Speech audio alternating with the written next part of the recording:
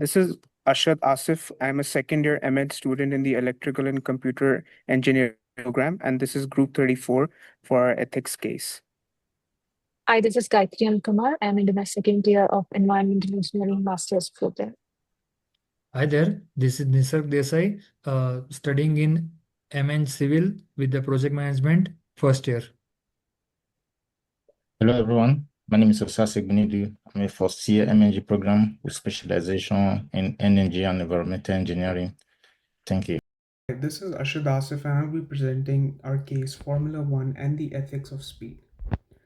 I'll be going over through the key facts and the events that took place. We focus on the organizations involved, which includes three major bodies: Formula One, which has been the pinnacle of motorsport racing since the 1950s, and it has grown into become a multi-billion-dollar industry. Secondly, we have the FIA, which governs the sport and sets out regulations such as financial regulations, technical, safety, and sporting regulations for the sport. Thirdly, we have the racing teams, which has historically included teams such as Ferrari, Mercedes, and the recent world champions, Red Bull. We shift our focus to the tragic events. First of all, the 1994 San Marino Grand Prix, which took place at the Imola circuit in Italy. Ayrton Senna, often considered one of the greatest F1 drivers of all time, was racing for Williams Renault, and he requested his engineers to modify his steering column to suit his aggressive playstyle. The driver, pictured at the left in red, lost control of his car at 211 kilometers per hour at the Tamburello corner and crashed into a concrete barrier. The crash unfortunately proved fatal and the driver lost his life. Similarly, a day prior, Roland Ratzenberger, pictured in blue next to Ayrton Senna, lost his life in the qualifying rounds.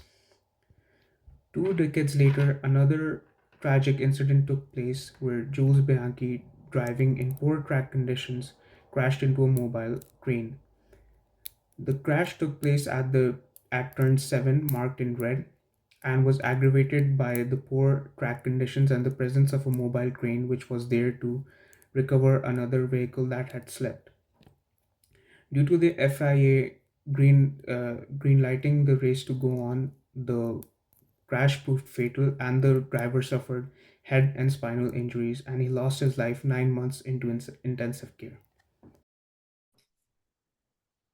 In the first case, which happened in 1994, which led to the death of Ayrton Senna, the major engineering ethical dilemma involved are: one, the steering column modification, which was supposed to increase the performance as per the driver's ergonomic demands.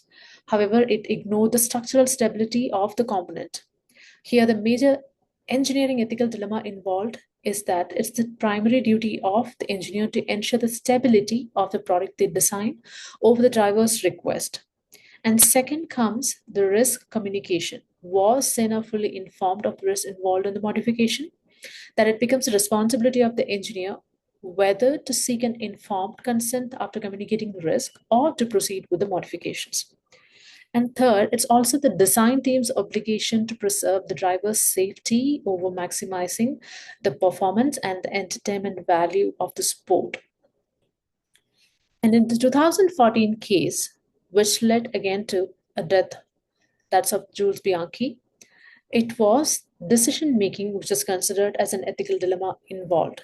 That under unfavorable circumstances, considering the weather condition on that day, they allowed the race to continue on a wet track with standing water and also with previous crashes.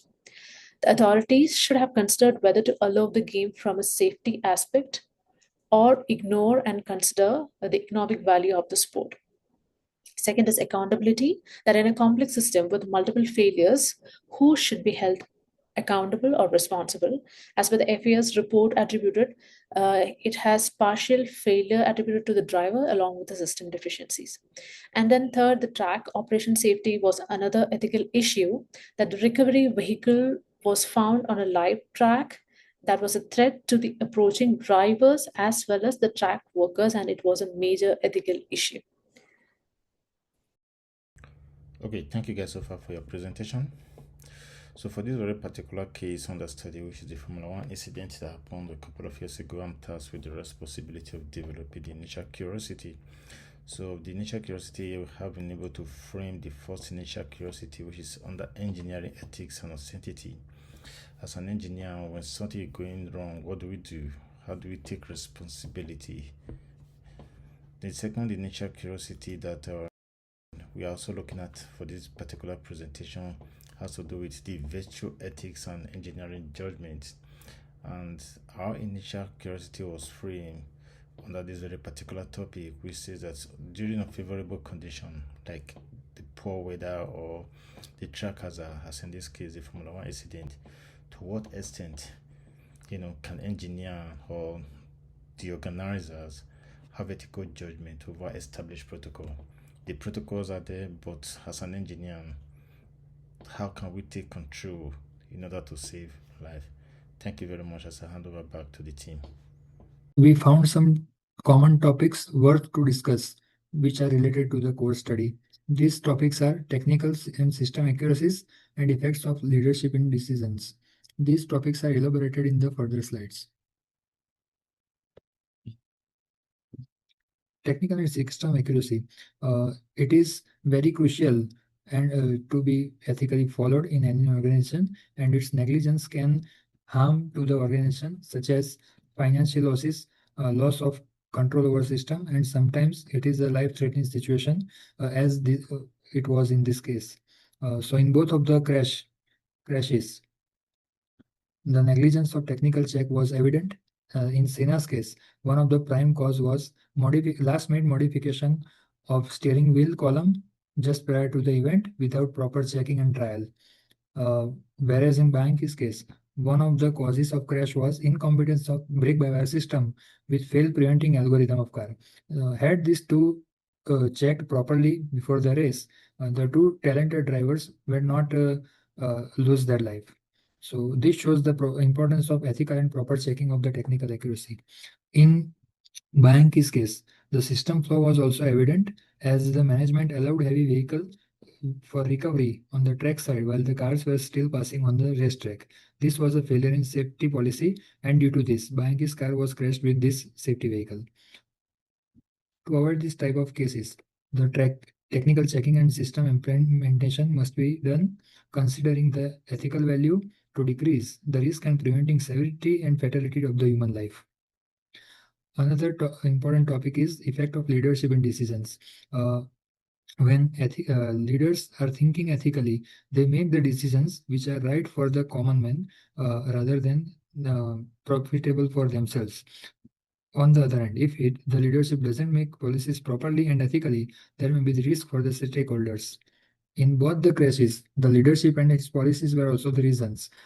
In Sina's case, action and decision of team management and F1 organization to allow him modifying his vehicle, as well as not in, F1 organizers not ensuring the safety after the previous incidents on the same arena.